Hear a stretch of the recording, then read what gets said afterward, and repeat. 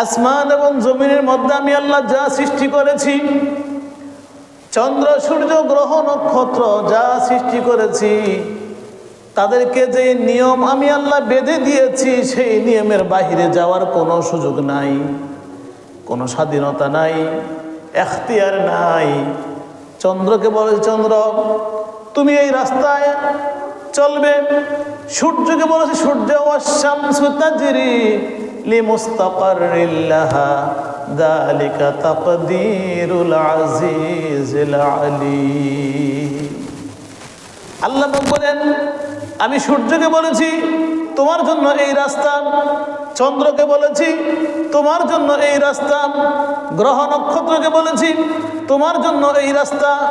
এই যে পৃথিবী নামক একটা গ্রহ, এই পৃথিবীও ঘুরতেছে, একটা কক্ষপথ দিয়ে ঘুরতেছে। পৃথিবীর জন্য আল্লাহ পাক নির্দিষ্ট একটা রাস্তা দিয়েছেন, বলছেন এই রাস্তার বাইরে তুমি যেতে পারবে না।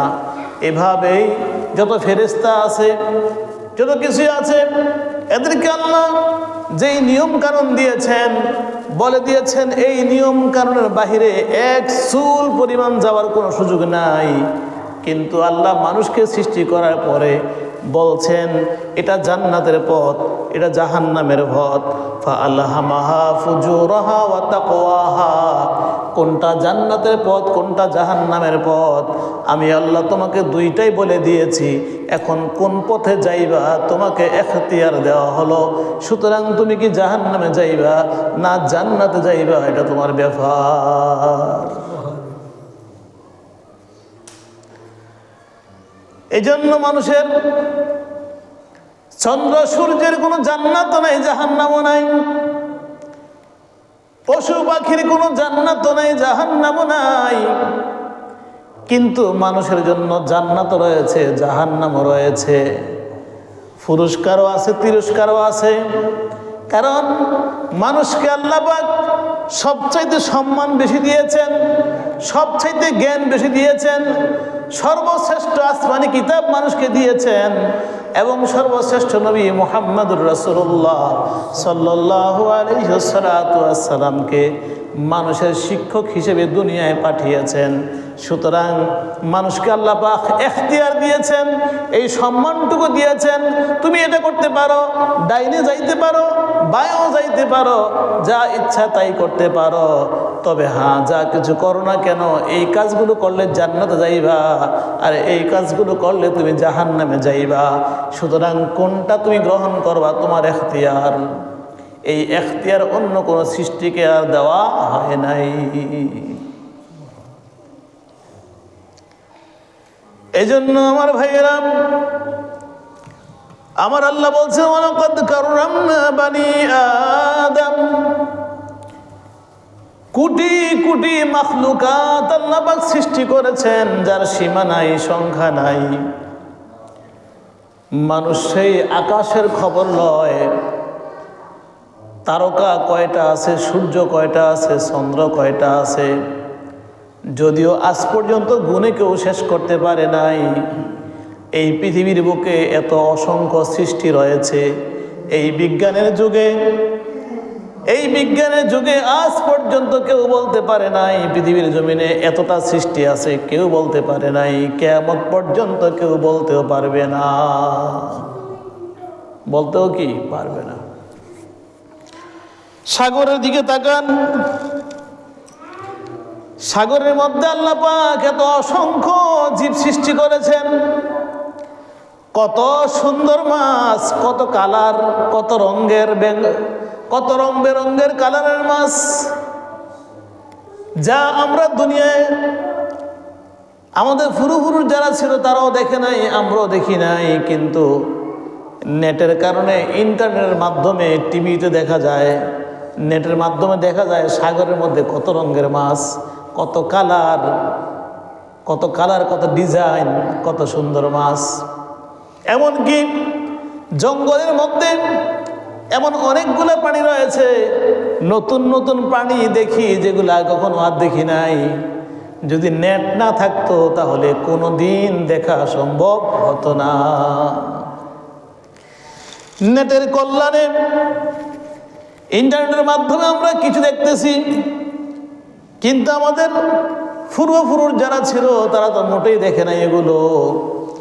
তারপরও এত বয়স হয়ে গেছে, 50-60 বছর বয়স হয়ে গেছে, তারপর নতুন নতুন কত প্রাণী, কত মাছ, কত গাছ সামনে আসে।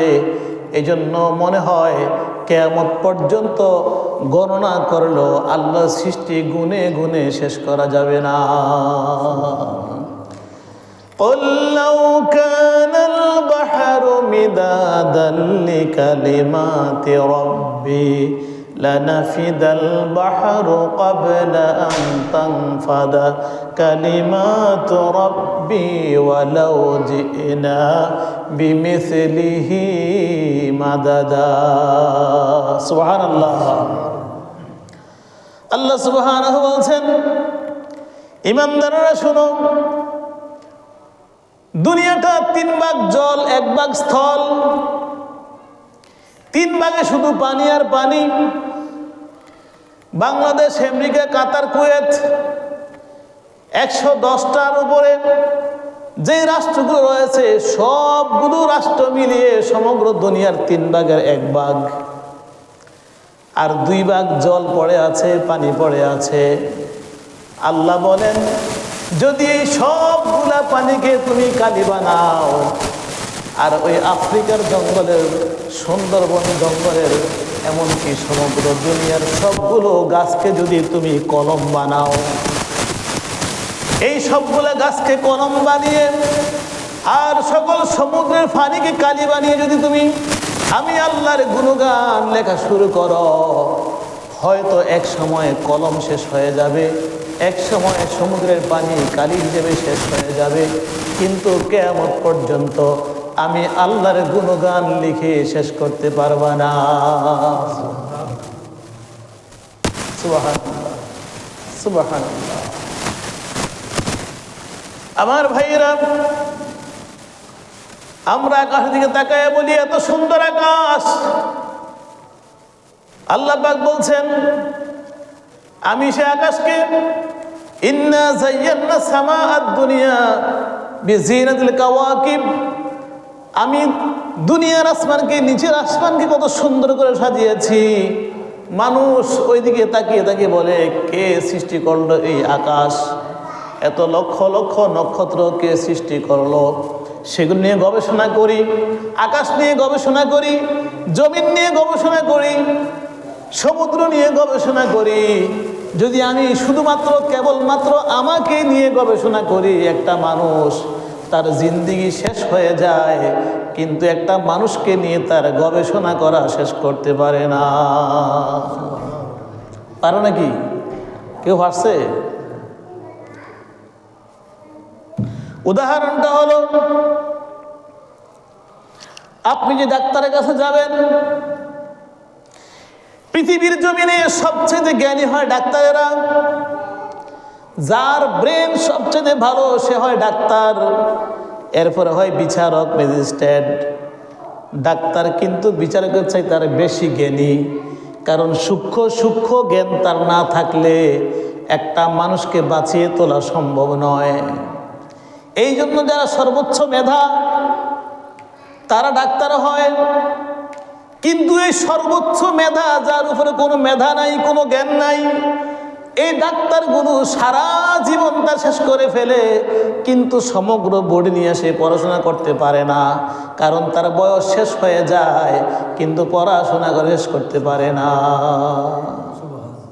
এই জন্য দেখবেন নাক কান গলা বিশেষজ্ঞ, বক্ষ বিশেষজ্ঞ, কিডনি বিশেষজ্ঞ, হাড় বিশেষজ্ঞ, একজন এক সাইডে আছে। কেউ আছে নাক কান গলা নিয়া, কেউ আছে চক্ষু নিয়া, কেউ আছে বক্ষ নিয়া, কেউ আছে হাড় নিয়ে। এভাবেই এক একজন ডাক্তার এক একটা বিবেকে পড়াশোনা করে। হায় রে আল্লাহ, মানুষের বডির মধ্যে কি এমন দিয়েছে, একজন ডাক্তার তার সমগ্র জীবন চলে যায়, কিন্তু একটা মানুষের সমস্ত বডি সে পরে পরে শেষ করতে পারে না। এই জন্য একটা অংশ নিয়ে সে পড়াশোনা করে, সমগ্র অংশ নিয়ে পড়াশোনা করে না। এমন একজন ডাক্তার আপনি খুঁজে পাবেন না যেই ডাক্তার মানুষের বডির সব কিছু জানে। এমন খুঁজে পাওয়া যাবে না। তাইলে যেই ডাক্তার যার মেধা সর্বোচ্চ, যার ব্রেন সবচেয়ে ভালো, সেই ডাক্তার সারা জীবন পড়াশোনা করে একটা মানুষের সমগ্র বডি সম্পর্কে জানতে পারে না, বরং একটা সাইট নিয়ে সে পড়াশোনা করে, তারপরও তার পড়াশোনা শেষ হয় না। সুতরাং এই বডি যিনি বানিয়েছেন তার নাম হইল আল্লাহ। তার নাম কি? আল্লাহ সুবহানাহু ওয়া তাআলা। এর চাইতে আর কঠিন কথা হলো, এর চাইতে আর কঠিন কথা হলো, আমি আর আপনি যখন মাতৃগর্ভে গিয়েছি, সেই মাতৃগর্ভে যাওয়ার সময় আমাদের শুক্রাণু এতটাই ছোট ছিল, এতটাই ছোট ছিল যে শুক্রাণু কখনো খালি চোখে দেখা যায় না। যে শুক্রাণু খালি চোখে দেখা যায় না, দূরবীন যন্ত্র ছাড়া দেখা যায় না, অনুবীক্ষণ যন্ত্র ছাড়া দেখা যায় না, এতটাই ছোট, এতটাই ছোট। কিন্তু সেই শুক্রাণুর মধ্যে এত ছোট হওয়ার পরেও এটার মধ্যে মাথা আছে, এটার মধ্যে কান আছে, এটার মধ্যে চোখ আছে, এটার মধ্যে নাক আছে, 3.5 হাত বডি আল্লাহ পাক এমন একটা শুক্রাণুর মধ্যে ঢুকিয়ে দিয়েছেন যেটা খালি চোখে পর্যন্ত দেখা যায় না। এমন কুদরত, এমন শক্তির মালিক যিনি, তিনি হইলেন আল্লাহ। তিনি কে? আল্লাহ। এই জন্য আল্লাহ বলছেন আকিমিস সালাতা লিযিকরি, আমাকে স্মরণ করার জন্য, আমার সঙ্গে সম্পর্ক স্থাপন করার জন্য নামাজ শুরু করে দাও। কারণ এই কপালটা দিয়া আমি যখন সেজদা করি, আমি নাকটা দিয়া যখন নাকটা লাগিয়ে দেই, কপাল লাগিয়ে দেই, নাকটা যখন লাগিয়ে দেই জমিনের মধ্যে, তখন আমার এই কপাল, এই নাক দিয়া জমিনের মধ্যে আমি সাইন করে দিলাম। এই কপাল হইল কলম, এই নাকটা হইল কলম। আমি এই কপালটা, এই নাকটা জমিনের মধ্যে, জমিন হলো কাগজ, কাগজের মধ্যে আমার কপাল দিয়া, নাক দিয়া সাইন করে দিলাম, আল্লাহ আমি তোমার কাছে আত্মসমর্পণ করলাম, আমি তোমার উপরে আর কাউকে মানি না, তুমি আমার রব, তুমি আমার মালিক, তুমি আমার স্রষ্টা। আমি কপাল দিয়া, নাক দিয়া এই জমিনের মধ্যে সাইন কইরা আত্মসমর্পণ করলাম। সুবহানাল্লাহ। আল্লাহুম্মা সাল্লি আলা